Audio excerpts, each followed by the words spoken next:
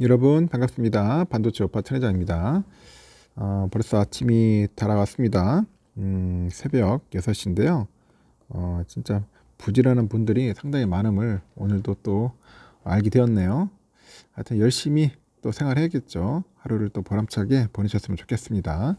오늘은 2월 1일입니다. 2월 1일이기 때문에 또 2월 하루가 이제 또 시작되는 거예요. 벌써 1월 달은 다 지나갔네요. 24년도 열심히 한번 가보자고요. 제가 늘 얘기했죠. 드라마 요즘 뭐 저도 추노를 보고 있는데 추 3이 돼야죠. 추 3. 삼성전자를 추격하는 추 3이가 될 것 같습니다. 하여튼 여러분 여러분을 싫어하고 불편하게 여기는 그런 사람들이 있을 거예요. 그런 사람들은 여러분이 멋지게 차려입으면은 어떻게 합니까? 허세를 떤다고 하겠죠. 허세를 떤다. 반대로 무난하게 입으면은 특색이 없다. 뭐 그런 이야기를 하더라고요. 특색이 없다.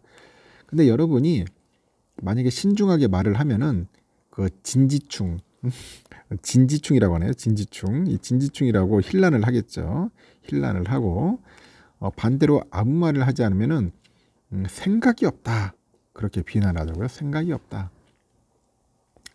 여러분이 아무리 주변 사람에 대해서 의식을 하고 신경을 써도요. 여러분은 결코 모두를 만족시킬 수가 없어요. 모두를 만족시킬 수 없다. 오히려 그럴수록 여러분 자신에게서 멀어지는 겁니다. 멀어집니다. 타인의 눈치를 보면서 내 자신과 멀어지지 말고요. 여러분이 옳다고 옳다고 생각하는 그런 길을 꿋꿋하게 가도록 하세요. 알겠죠? 꿋꿋하게 가보십시오. 그러니까 여러분이 투자가 옳다고 생각하면은 꿋꿋하게 하는 거야. 쫄지 말고 가는 겁니다. 근데 너무 많은 분들이 쫄고 두려워하고 하다 보니까 제가 그런 이야기를 하는 거예요. 그러면은 하지는 않는 게 나아. 주식 투자 안 하는 게 오히려 낫습니다. 삼성전자가 지난해 4분기 1년 만에 DRAM 사업 흑자 전환에 성공을 했습니다. 본격적으로 이제 실적 반등에 신호탄을 쐈어요.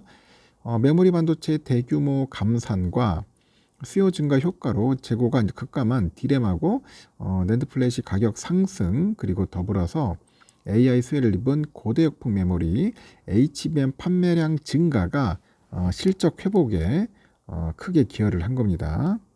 실적 회복에 크게 기여를 했다. 삼성은 안정적인 HBM 공급 능력을 기반으로 해가지고 차세대 DRAM 시장 주도권을 확보를 해요. 그리고 반도체 사업에 조기 흑자를 이끌 계획이라고 합니다. 1월 31일 관련 업계에 따르니까 지난해 4분기 삼성전자의 DRAM하고 낸드 사업은 각각 전분기 대비 30%대 중반의 그런 비트 그로스를 나타났습니다. 서버용 DRAM은 60% 이상의 비트 그로스를 기록을 했고 특히 서버용 DRAM에서 더블 데이터 레이트 DDR5의 비중이 절반을 넘어섰다고 하네요. 생성형 AI 수요의 폭발적인 증가로 고용량 DRAM이 출하량이 대폭 증가를 했다고 하고 있고 비교적 업황 회복이 더디었던 낸드도 회복세가 가시화되고 있네요. 지난해 4분기 서버용 솔리드 스테이트 드라이브죠. SSD. 이 SSD 출하량이 전분기 대비 500% 정도 가량 확대됐다고 합니다. 이렇게 삼성전자를 포함해서 메모리 제조사들이 지난해 공급 과잉에 일제히 생산량 축소에 나섰는데 이 가격이 정상화되고 있는 거예요.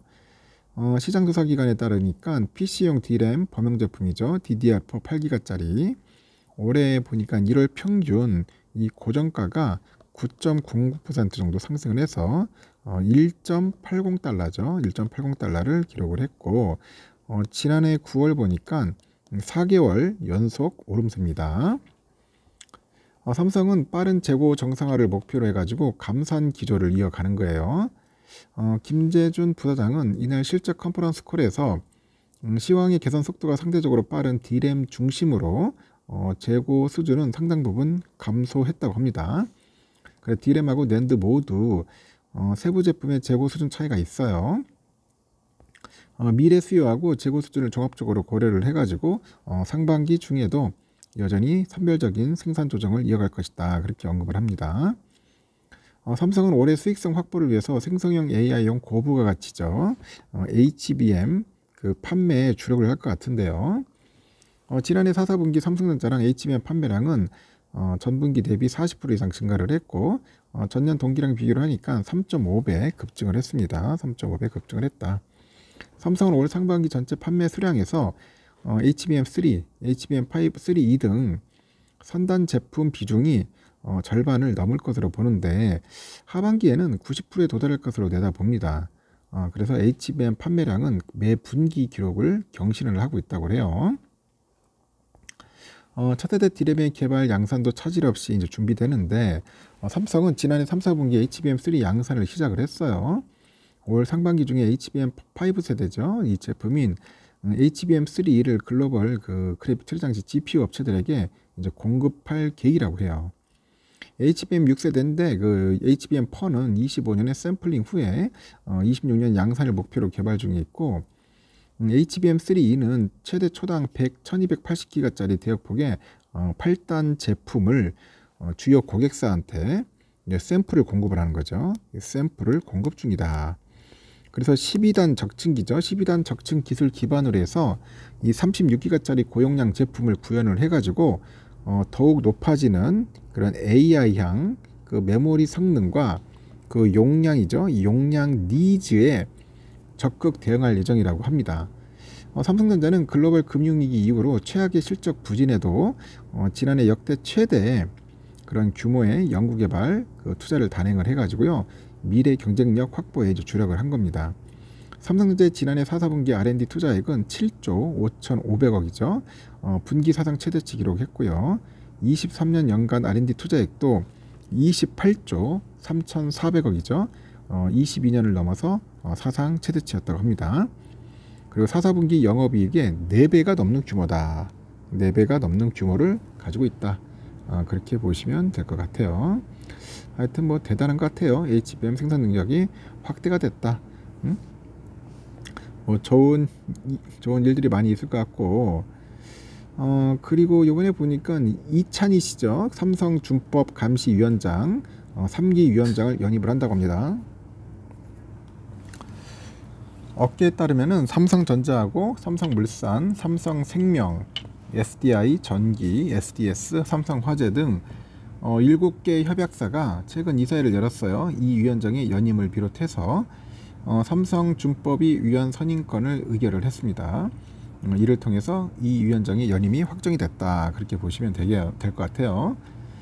이 위원장을 비롯해서 권익환, 김우진, 윤성혜, 홍은주, 그 준가미의 위원도 연임이 됐고 기존 내부 위원이던 성인희죠. 위원은 그 한승환 삼성생명 공익재단 대표한테 위원직을 넘겨줬다고 하네요.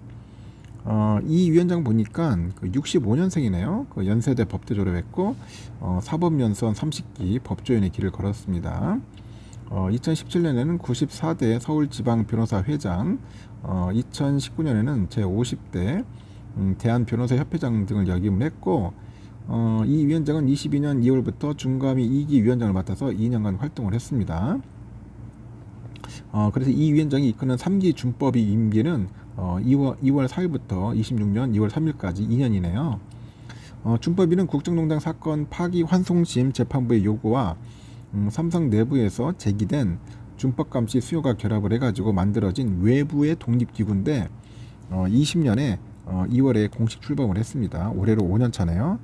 1기 위원회는 이재용 회장의 대국민 사과, 무노조 경영 폐기와 4세 경영 승계 포기 등 성과를 냈고 2기는 인권 우선 경영 확립, 투명하고 공정한 경영 정착, ESG 경영 실천을 중점 과제로 선정해서 추진을 했네요. 삼성의 투명성 확보를 위한 대표적인 과제로 삼성의 수직적인 지배구조 개편을 추진했는데 명쾌한 해법을 제시하지는 못했습니다. 3기는 그룹 컨트롤 타워의 부활과 지배구조 개선 등의 이슈를 중심으로 삼성의 준법 경영을 강화하는데 속도를 낼 전망이라고 하네요. 하여튼 뭐 이런 조직이 있다는 거, 그리고 이찬희 씨는 다시 또 한 번 한다는 거, 그리고 참고하시면 될 것 같습니다. 그리고 또 노조 관련된 이야기들이 또 들리기 시작하는데 이게 참 알 때마다 좀 황당해요. 자꾸 노조가 생기면은 그게 썩 좋은 건 아닌데요. 삼성 4개의 계열사 노동조합이 이제 통합된 그 초기업 노조가 탄생할 거라고 하죠. 노조 조합원 수가 약 13,000명 정도 된다 합니다. 13,000명 정도. 업계에 따르니까 삼성기업 초기업 노동조합이 어제죠. 제1회 조합원 총회를 열었는데 정식 출범을 위한 절차를 시작을 했고, 노조는 다음 달 중에 정식 출범합니다. 출범을 해가지고 본격적인 활동을 이제 시작을 할 거예요. 현재 초기업 노조에 참가하는 것으로 알려진 노조가 삼성전자 DX 노조하고 삼성화재 리본 노조, 삼성 디스플레이 열린 노조, 삼성 바이오로직스 상생 노조 등 4곳입니다.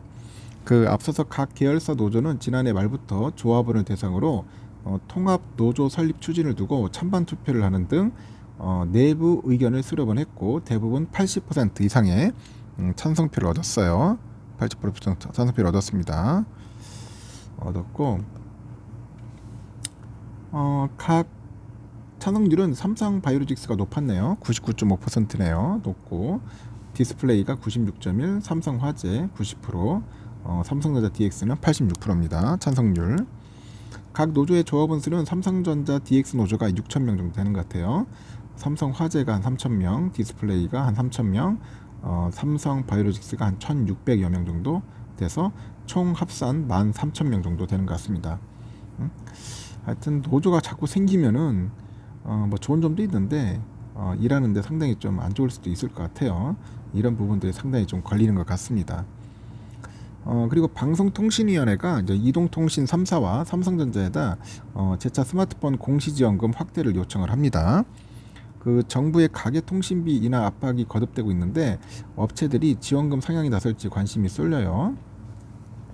그 방통위는 31일 이통 3사를 불러서 이날 출시된 갤럭시 S24의 공시지원금을 확대달라고 요청을 했는데, 지난 30일에 삼성전자를 만나서 협조를 요청했고, 이 방통위가 지난 24일, 25일에도 이통 3사랑 삼성전자를 만나가지고 통신비 부담 완화를 논의를 한 거죠. 방통위가 재차 업체들을 불러가지고 공시지원금 상향을 요청한 것을 놓고 업계에서는 윤 대통령이 단통법 폐지 이전에라도 이 사업자 간의 마케팅 경쟁 활성화를 통해서 단말기 가격이 실질적으로 인하될 방안을 강구하라고 지시한 데 따른 조치 아니냐, 그런 해석이 있어요. 지금까지 방통위는 지원금 규제 기관으로 시장의 과열을 막는 역할을 해왔는데, 공시지원금 상향을 강하게 요청하는 게 이례적인 행보죠. 이례적인 행보다.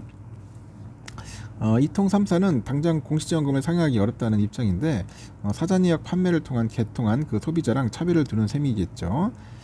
삼성전자에 따르니까 지난 19일부터 25일까지 일주일간 진행한 갤럭시 S24죠. S24의 국내 사전 예약 판매량이 121만 대를 기록을 했고, 이 사람이 몰리면서 사전 개통 마감일은 오는 31일에서 다음 달 8일까지 연장이 됩니다. 사전 예약 구매자들이 아직 제품을 수령하기도 전에 공시지원금을 올리면은 이 반발을 살 수 있다는 판단이겠죠. 그래서 방통위는 가능한 빨리 공시지원금을 상향해 줄 것을 요청을 했고, 방통위도 관계자 그래요. 사전 판매 예약자들이 있기 때문에 이통사들이 내부적으로 시기나 수준을 판단할 일이지만 정부 입장에서는 이왕이면 빨리 상향이 이뤄지길 바란다, 그렇게 이야기를 합니다. 정부의 압박 수위가 높아지다 보니 예상보다 빨리 공시지원금이 상향 조정될 수 있다는 전망이 있어요. 단통법상 그 공시지원금은 변경은 매주 화요일하고 금요일 가능하다네요. 가장 빠른 공시지원금 변경일은 다음 달 2일이라고 합니다. 그래서 현재 보니까 SK24 공시지원금으로 SK텔레콤이 10에서 20만원, KT는 5에서 24만원, LG U+가 52,000원에서 한 23만원을 각각 책정을 했다고 하는 것 같습니다. 저는 빨리 좀 이거 휴대폰 가격을 좀 다운시켰으면 좋겠어. 이 자유로운 경쟁으로 인해 가지고 좀 가격을 다운시켜야지. 아직까지도 이 법의 테두리에 때문에 가격을 다운 못한다는 게 참 웃기잖아요. 싸게 살 수 있는데도 싸게 살 수 없도록 만든 이 제도, 법이 문제인 겁니다.